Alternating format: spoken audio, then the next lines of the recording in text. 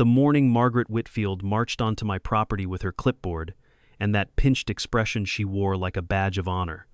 I was kneeling in the garden my late wife Sarah had planted just 6 months before the cancer took her. I'd been tending to her purple irises, the ones she'd said reminded her of our first date at the Botanical Gardens 32 years ago. When Margaret's shrill voice cut through the peaceful morning like a rusty saw blade, "Mr. Thompson," she barked, her heels clicking against the stone path Sarah had laid by hand during her good days. "This is absolutely unacceptable. These flowers are in complete violation of the Hillcrest Gardens HOA landscaping standards, Article 4, Section 7, Subsection C." I stood up slowly, my 58-year-old knees protesting, and brushed the dirt from my hands. Daniel Thompson. That's me, though most folks just called me Dan. I'd been living in this house for 15 years. Watched the neighborhood change from a quiet community to Margaret's personal kingdom ever since she'd been elected HOA president 3 years ago. Before we go any further, drop a comment and let me know where you're watching from. Trust me, what happens next will make you understand why sometimes the best revenge is served with property deeds and a side of legal documentation. Margaret stood there in her pressed beige pantsuit, the uniform of suburban authority, tapping her fountain pen against her clipboard with increasing aggression.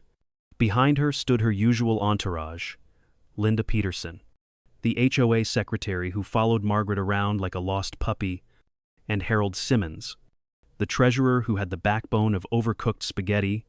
"These irises exceed the approved height limit by 4 inches, Margaret continued, pulling out a tape measure with the theatrical flair of a magician revealing a rabbit. "And don't get me started on those unauthorized roses along the fence. The approved flower list clearly states only white or yellow blooms. These pink monstrosities have to go." I felt my jaw clench, the familiar tension spreading across my shoulders. Those roses were Sarah's pride and joy, a variety she'd cultivated herself over years of patient crossbreeding. She'd named them Hope's Blush and had been planning to enter them in the state garden show before she got too sick to continue. "Margaret," I said, keeping my voice as steady as I could manage. "These flowers were planted by my wife. She passed away 6 months ago. I'm not removing them." Margaret's expression didn't soften one bit. If anything, her eyes narrowed further, resembling a hawk that had just spotted a field mouse. "Personal sentiment doesn't override community standards. Mr. Thompson, you have 7 days to comply, or you'll be facing a fine of $200 per day. Per violation." She thrust a yellow citation at me, the paper crackling in the morning breeze. I noticed she'd already filled out 3 separate violations: non-compliant flower height, unauthorized color schemes, and failure to submit landscaping changes for approval. The total potential fines were staggering. "This is ridiculous," I said, not taking the paper. "I've lived here longer than you have. This garden has been here for years without any complaints. Previous oversight doesn't excuse current violations." Margaret snapped, "As HOA president, it's my duty to ensure all residents maintain property standards that protect our collective home values. Your emotional attachment to these plants doesn't supersede the legal agreements you signed when you purchased in this community." Linda nodded vigorously behind her, scribbling notes like she was documenting the prosecution of a war criminal. Harold just stared at his shoes, occasionally glancing at my garden with what might have been sympathy, though he'd never dare express it aloud. I was about to respond when my neighbor, Robert Chen, poked his head over the fence. Robert was a retired attorney who'd moved in 5 years ago and had his own run-ins with Margaret over his koi pond, which she deemed an unsanctioned water feature. "Everything okay, Dan?" Robert asked, his tone casual, but his eyes sharp as they took in the scene. "Just a routine compliance check," Margaret said before I could answer. "Nothing that concerns you, Mr. Shen. Though while I'm here, I should mention, your bamboo is encroaching into common areas again." Robert's expression hardened. "It's on my property. Margaret, we've been through this. Bamboo is an invasive species." Margaret recited as if reading from a script. "O guidelines clearly prohibit. I'll handle this."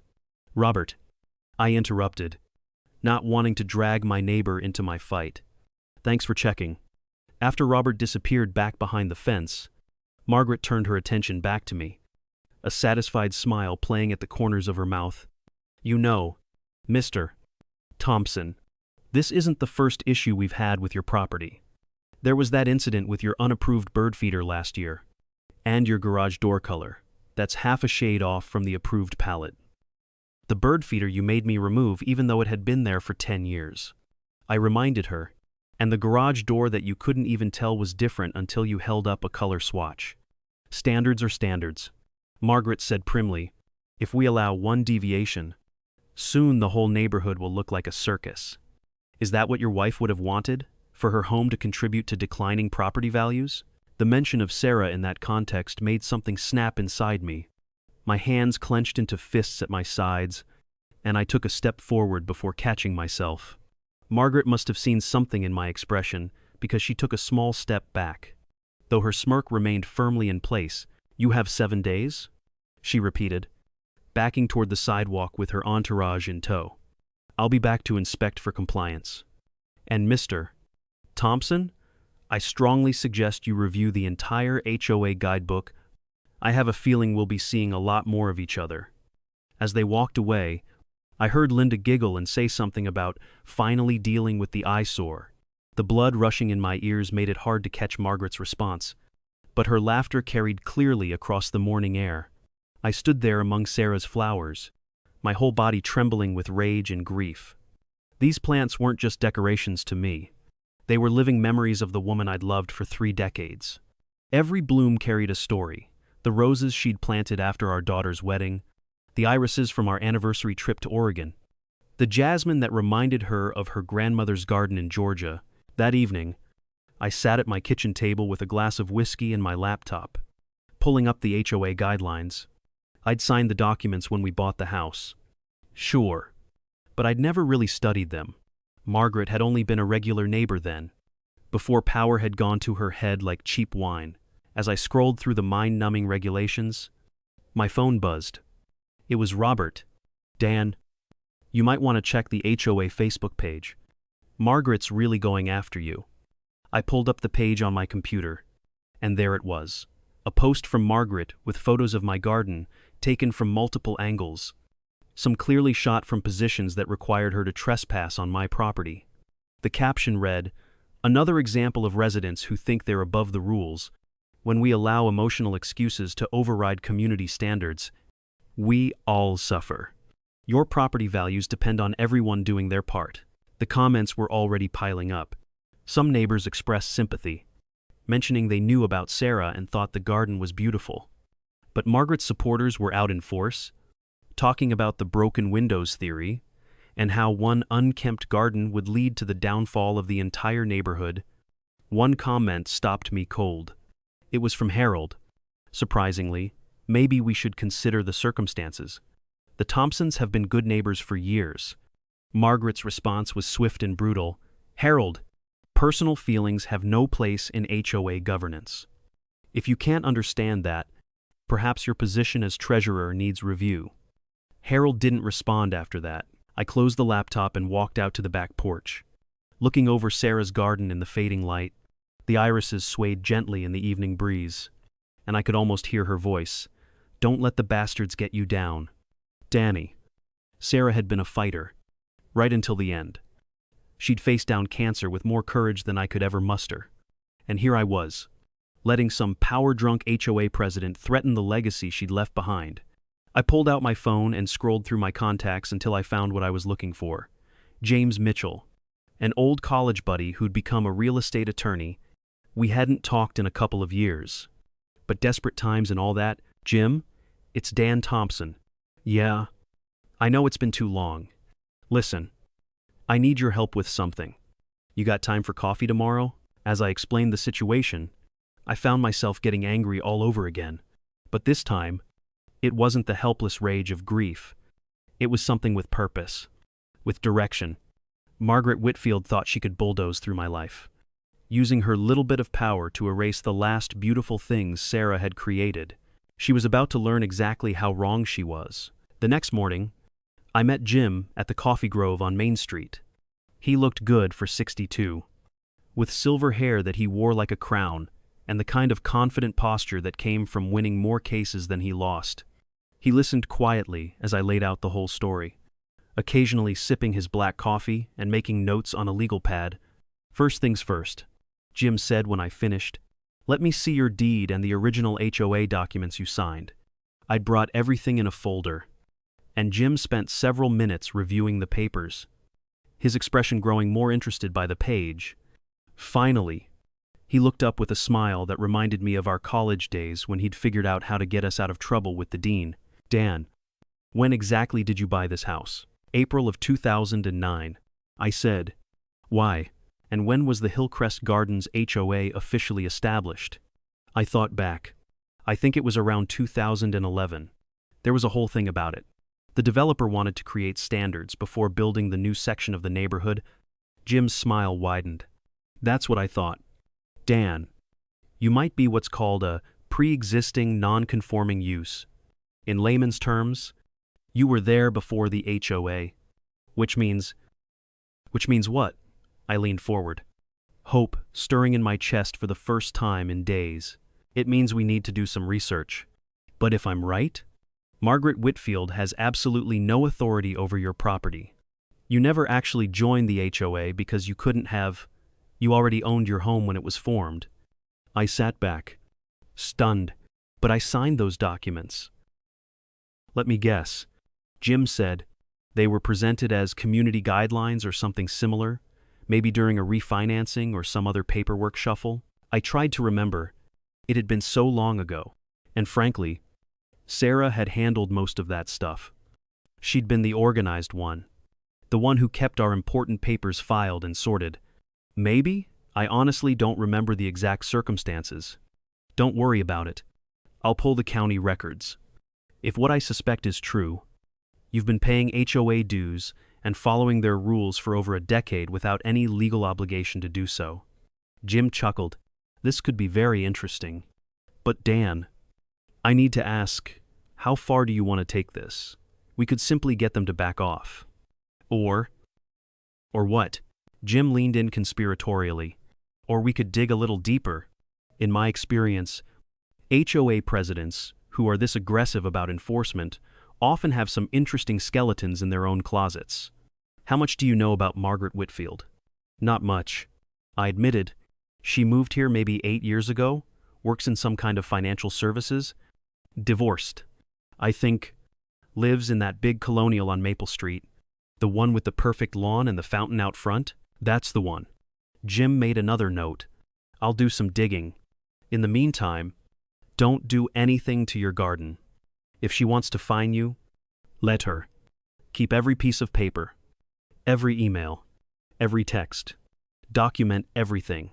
And Dan," he reached across the table and squeezed my shoulder, "Sarah would be proud of you for fighting this. That garden is her legacy, and we're going to protect it." As I drove home, I felt something I hadn't experienced since Sarah's diagnosis, the stirring of a plan. Margaret thought she held all the cards, but she'd made a crucial error. She'd assumed I was just another grieving widower who'd roll over at the first sign of authority. She was about to learn that assumption was the mother of all mistakes. That afternoon, I was out in the garden again, this time with a camera, documenting every plant, every bloom, every inch of Sarah's creation. I was so focused on my work that I didn't notice Margaret approaching until her shadow fell across the iris bed. "Doing some final photographs before removal?" she asked sweetly. Though her eyes were cold as winter stone, "Just preserving memories," I replied, not looking up from my camera. "Well, I hope you're also preserving some money for the fines. They start accumulating in 5 days now." She paused, and I could feel her studying me. "You know, Daniel, this doesn't have to be adversarial. The HOA has landscape professionals who could redesign this space to be both beautiful and compliant. I could even waive the fines if you agree to cooperate." I stood up slowly, meeting her gaze. "And what would that cooperation entail?" "Exactly?" Margaret's smile was predatory. "Simply sign an agreement acknowledging HOA authority over your property and committing to full compliance going forward. We could even name a section of the approved garden in your wife's memory. Something tasteful. Of course, the rage that had been simmering since yesterday threatened to boil over. She was trying to erase Sarah's garden and then claim credit for memorializing her. It was breathtaking in its audacity. I'll consider it. I lied smoothly. Give me a few days to think it over. Margaret's eyes narrowed slightly, as if she sensed deception. Don't take too long. Daniel, the fines will continue to accumulate, and the board is already discussing potential legal action. It would be such a shame to see this go to court, especially given your recent loss. The stress of litigation can be so overwhelming for someone in mourning. The threat was barely veiled, and I recognized the tactic. She thought grief made me weak, vulnerable to intimidation. What she didn't understand was that grief had already taken everything from me that mattered. I had nothing left to lose, and everything to fight for. I appreciate your concern for my well-being, I said with a smile that didn't reach my eyes. It's touching, really. Margaret studied me for a moment longer, clearly trying to gauge whether I was being sarcastic. Finally, she turned on her heel and marched back to the sidewalk, where Linda was waiting with her ever-present notebook. Oh, Daniel, Margaret called back. I noticed your trash cans were visible from the street for nearly an hour after pickup yesterday. That's another violation. Just thought you should know. I watched them walk away, Margaret's heels clicking in that distinctive rhythm that had become the soundtrack to neighborhood tyranny. But this time, instead of frustration, he felt a calm determination settling over me. She wanted a fight? She was about to get one. That evening, Jim called with his initial findings, and what he'd discovered changed everything. Dan, you sitting down? His voice had that excited quality I remembered from when he'd won his first big case. Yeah. What'd you find? First, the good news. You were right about the timeline. Your property was never officially incorporated into the HOA. The documents you signed were indeed just community guidelines, not binding agreements. You've been paying dues voluntarily, but you're under no legal obligation to follow their rules or pay their fines. I felt a weight lift off my shoulders. That's fantastic. So I can just tell Margaret to pound sand? You could, Jim said slowly, but wait until you hear what else I found. I did some digging into Margaret Whitfield's background, particularly her financial services career. Did you know she left her last job under some rather interesting circumstances? No. What kind of circumstances? The kind where the SEC gets involved? Nothing was ever proven. But there were questions about some missing client funds. The investigation was dropped when the money mysteriously reappeared, but she left the firm immediately after. I processed this information. Okay, so she might have a shady past. How does that help us? By itself, it doesn't. But Dan, I also pulled the HOA's financial records. They're public documents, and there are some interesting patterns. Regular transfers to a landscape company called Premier Garden Services. Guess who owns that company? Margaret? I ventured. Her nephew. And the amounts being paid are about 40% above market rate for the services provided. There are also some questionable expenditures for administrative costs that seem to coincide with Margaret's vacation schedule. I whistled low. She's embezzling from the HOA? I'm not saying that, Jim said carefully. I'm saying there are enough red flags here to warrant a closer look. But Dan, here's the really interesting part. I pulled property records for the whole neighborhood. Margaret's house? She doesn't own it. What? But she's lived there for years. She's renting from a property management company called Maple Street Holdings. Want to guess who owns Maple Street Holdings? My mind was spinning. I have no idea. Thomas Richardson, Sarah's cousin, the one who lives in Denver. I nearly dropped the phone. Tom Richardson was Sarah's favorite cousin, a successful real estate investor who'd been devastated when he couldn't make it to her funeral due to a medical emergency. We'd exchanged emails a few times since then, but I hadn't known he owned property in our neighborhood. Jim? Are you saying what I think you're saying? I'm saying that Margaret Whitfield has been harassing the cousin-in-law of her own landlord. And from what I can see in the rental agreement, she's month to month. No lease protection. Tom could give her 30 days' notice at any time. I sat back in my chair, staring at Sarah's picture on the mantel, even from beyond. It seemed she was still looking out for me. "What do you think I should do?" I asked. "First, we document everything. Every interaction, every threat, every fine. Second, you might want to give Tom a call. And third," Jim paused, "how do you feel about attending the next HOA meeting? They're usually closed to non-members." I said, "They're required by law to have open sessions for community input. Margaret might not like it, but she can't keep you out. The next one is Thursday night. I think it might be very educational for everyone involved." After I hung up with Jim, I sat in my living room, processing everything. Then I picked up my phone and scrolled to Tom's number.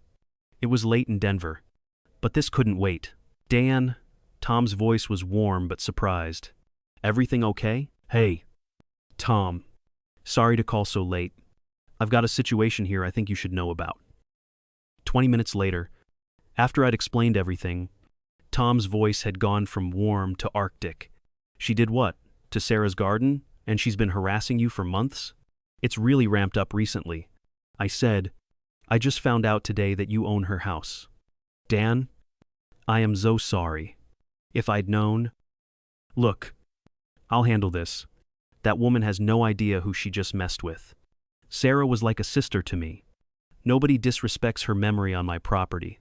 Tom, I don't want you to do anything rash." "Oh, I won't be rash," Tom interrupted.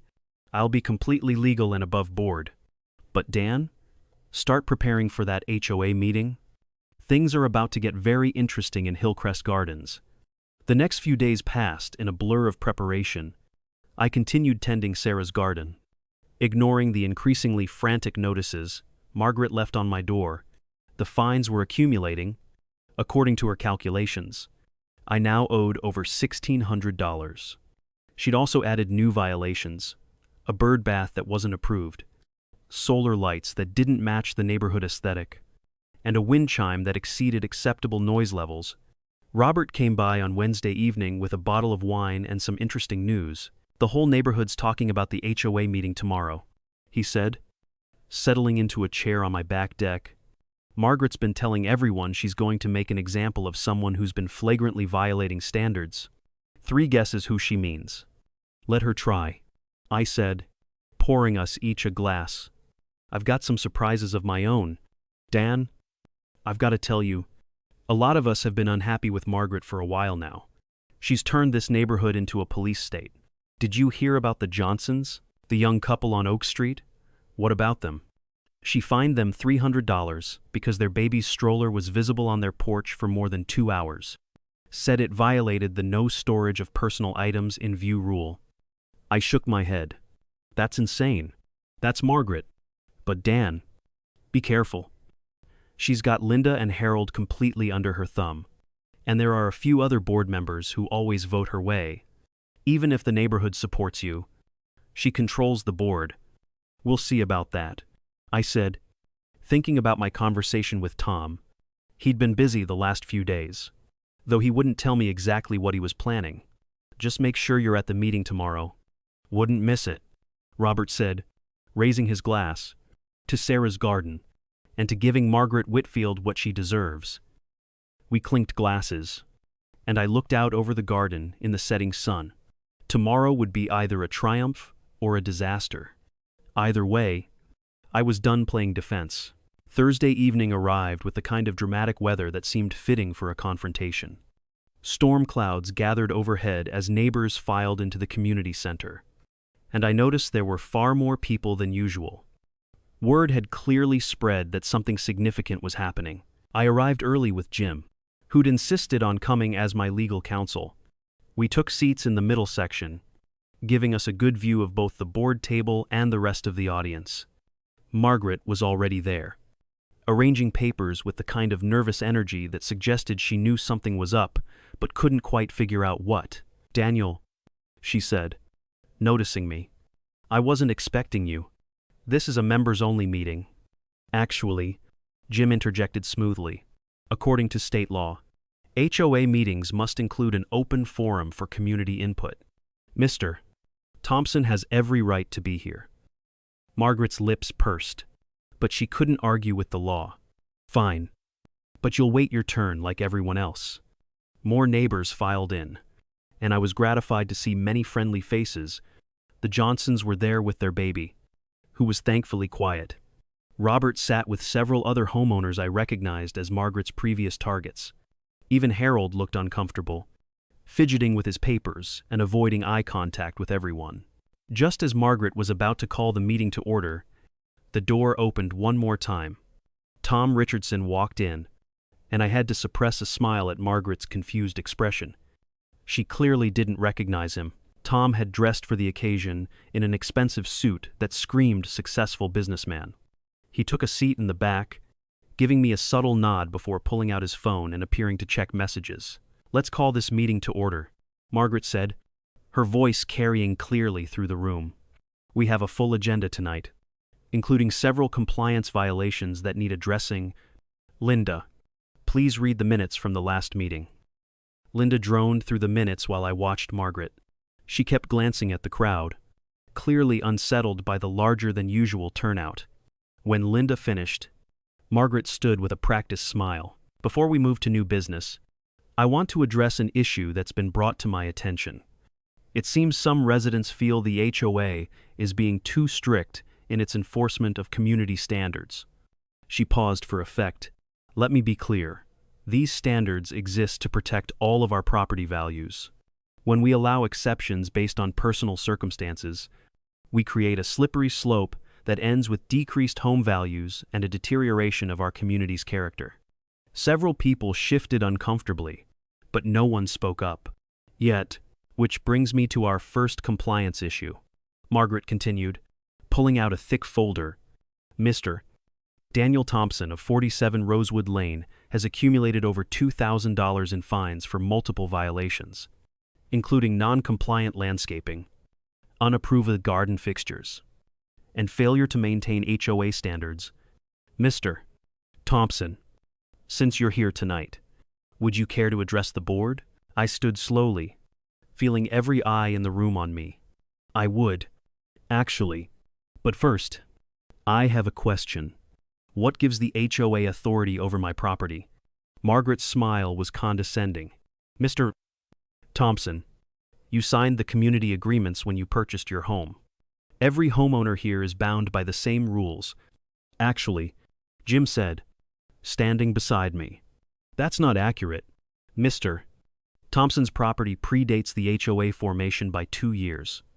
He never signed any binding HOA agreement, only non-binding community guidelines.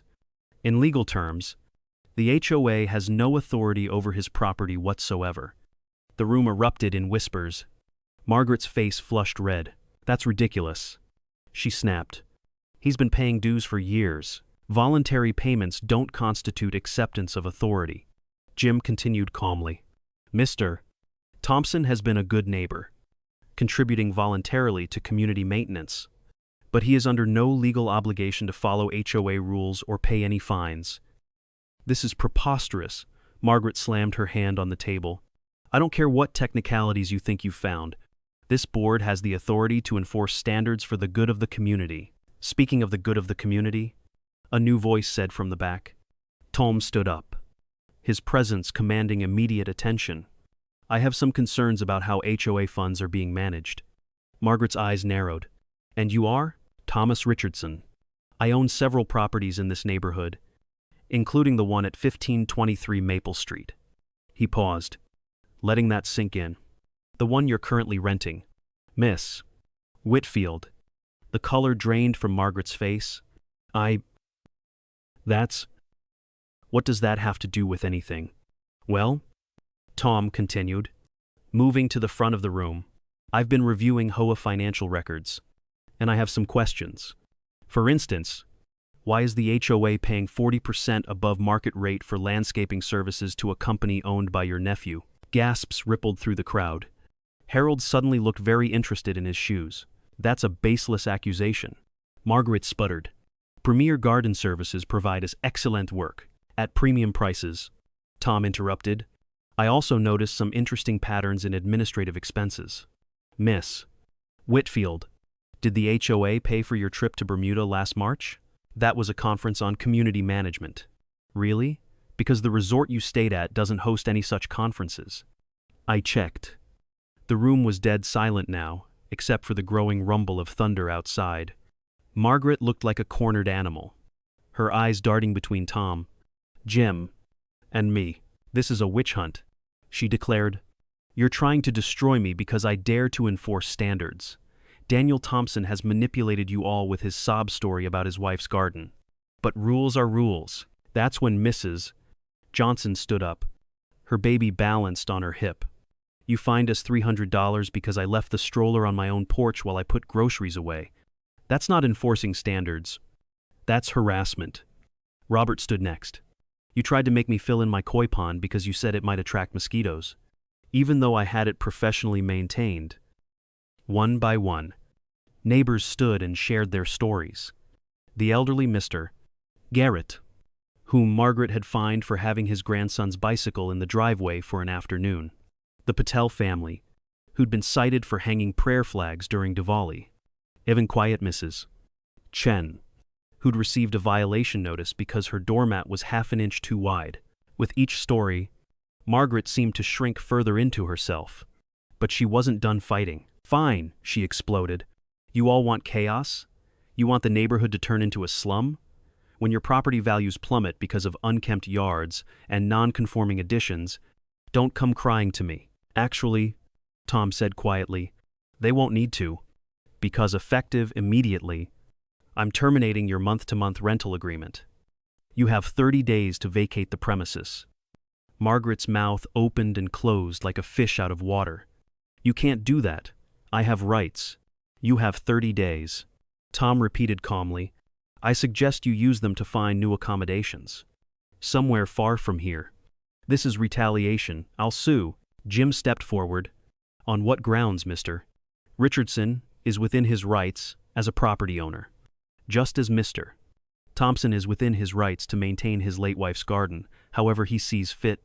Now, about those fraudulent fines you've been issuing? What followed was nothing short of a complete meltdown. Margaret raged, threatened, and finally broke down in tears that seemed more angry than sad. Linda tried to comfort her, while Harold quietly began gathering financial documents, possibly seeing which way the wind was blowing. In the end, a motion was made to audit the HOA's finances and hold emergency elections for new board positions. It passed overwhelmingly, with only Linda voting against. Margaret stormed out of the meeting, but not before shooting me a look of pure venom. This isn't over, she hissed as she passed. You've destroyed everything I've built here. No, I said quietly. You destroyed it yourself. I just held up a mirror. As the meeting broke up, neighbors approached me with handshakes and hugs. Mrs. Johnson tearfully thanked me for standing up to Margaret. Robert slapped me on the back and offered to help with any legal fees. Even Harold mumbled an apology for not speaking up sooner. Tom was the last to approach. Sarah would be so proud of you. Dan, you fought for what mattered. I couldn't have done it without you, I said, shaking his hand. Thank you. Family looks out for family, he said simply, even extended family. Now, about that garden. I hope you're not planning to change a single thing. Not a chance, I said, though I might add a bench, someplace to sit and watch the irises bloom. The next morning dawned clear and bright. The storm having passed in the night, I was out early, coffee in hand. Walking through Sarah's garden, the irises seemed to stand a little taller.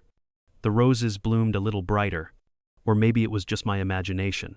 Margaret moved out 2 weeks later, leaving in a moving truck without saying goodbye to anyone. Word was she'd relocated to a condo complex 3 towns over, where presumably she could terrorize a new set of neighbors. With her clipboard and measuring tape, the new HOA board, elected in a special meeting, took a decidedly different approach. The first order of business was to review and revise the guidelines, making them more reasonable and focused on actual community welfare rather than arbitrary aesthetics. They even created a hardship exemption clause, recognizing that sometimes life circumstances should take precedence over rules. But the best change came a month later. The board unanimously voted to create the Sarah Thompson Memorial Garden Award, given annually to the resident whose landscaping best exemplified both beauty and personal meaning. The first recipient was obvious, though I insisted the award should go to someone else in future years. I had a small plaque made and installed it next to the iris bed. Sarah's Garden, where love blooms eternal. It wasn't much, just a simple brass marker, but it made the space official somehow sacred. These days, I spend most mornings in the garden, tending the plants and remembering. Sometimes neighbors stop by to chat or admire the flowers. Mrs. Johnson brings her toddler, who's learning to walk among the rose bushes. Robert sometimes joins me for coffee, and we discuss everything except HOA business. The irises are 6 inches above regulation height and getting taller every year. The roses remain stubbornly pink, with a few red ones I've added because Sarah always talked about wanting to try red. There's a new trellis with jasmine that definitely wasn't approved by any committee, and wind chimes that sing in the breeze without regard for noise ordinances. It's not just a garden anymore. It's a statement. It says that love is stronger than rules, that memory can't be regulated, and that sometimes standing up to a bully is the only way to preserve what really matters. Every now and then, I Google Margaret Whitfield's name, curious if she's learned anything from our encounter.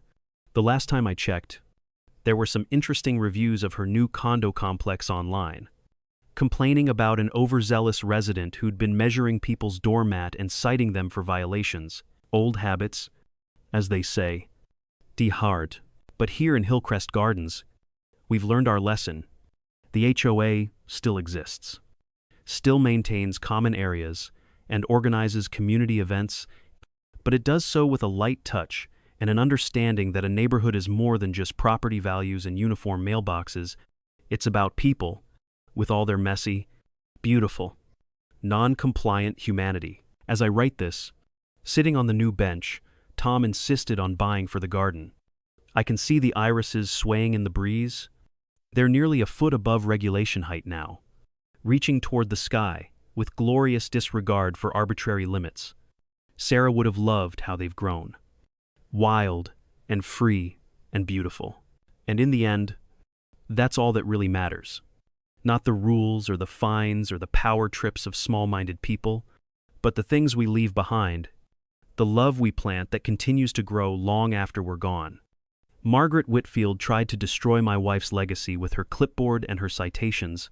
Instead, she gave me the push I needed to protect it forever. In trying to tear down Sarah's garden, she ensured it would bloom for generations to come. Sometimes the best revenge really is a life well lived. Or in this case, a garden well tended. If you've got your own HOA horror story, I'd love to hear it. Drop a comment below and let me know where you're watching from. And remember, sometimes the person trying to enforce the rules is breaking bigger ones themselves. Don't be afraid to dig a little deeper. Until next time, this is Dan Thompson, reminding you to keep your flowers tall and your spirits taller. After all, you never know when you might discover you own more power than you think.